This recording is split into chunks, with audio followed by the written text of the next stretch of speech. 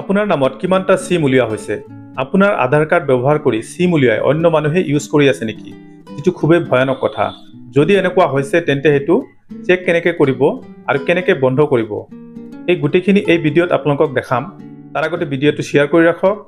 মোৰ ফেসবুক প্ৰফাইলটো ফলো কৰিব আৰু যদি ইউটিউবত চাই আছে তেন্তে মোৰ চেনেল জ্ঞান ভাণ্ডাৰ 247 সাবস্ক্ৰাইব কৰিব প্ৰথমতে আপুনি যাব গুগলত সাৰ্চ কৰিব টেফকপ সাৰ্চ ৰিজাল্টত আহিব টেফকপ এক নম্বৰ যেটো আছে তাতে আপুনি ট্যাপ কৰিব ইয়াৰ পিছত যেটো ওয়েবসাইট আহিব হেতু হৈছে ডিপাৰ্টমেন্ট অফ টেলিকমিউনিকেশনস অৰ্থাৎ টেলিকমিউনিকেশন ডিপাৰ্টমেন্টৰ ওয়েবসাইট এই ওয়েবসাইটত আপুনি স্ক্ৰল কৰি তললৈ যাব তাতে আপোনাৰ 10 ডিজিট মোবাইল নম্বৰ যেটো আধাৰ কাৰ্ডৰ লগত লিংক আছে এটো টাইপ কৰিব টাইপ কৰাৰ পিছত ক্যাপচা কোডটো দিব ক্যাপচা কোডটো যেনেকৈ আছে তেনেকৈ দিব হবহ তাৰ পিছত ভ্যালিডেট ক্যাপচা ট্যাপ কৰিব এইটো মোবাইল নম্বৰত এটা ওটিপি যাব ওটিপিটো টাইপ কৰি বহাই দিব যেনেকৈ আছিল ঠিক তেনেকৈ এক্স্যাক্টলি ভুল নকৰিব তাৰ পিছত লগইন বটনত ট্যাপ কৰিব এতিয়া ইয়াতে আপুনি দেখা পাইছে আপোনাৰ আধাৰ কাৰ্ড ইউজ কৰি পেলাই যিকেটা সিম কাৰ্ড উলিয়া হৈছে তাৰ মোবাইল নম্বৰ কেটা ইয়াতে ডিসপ্লে হ'ব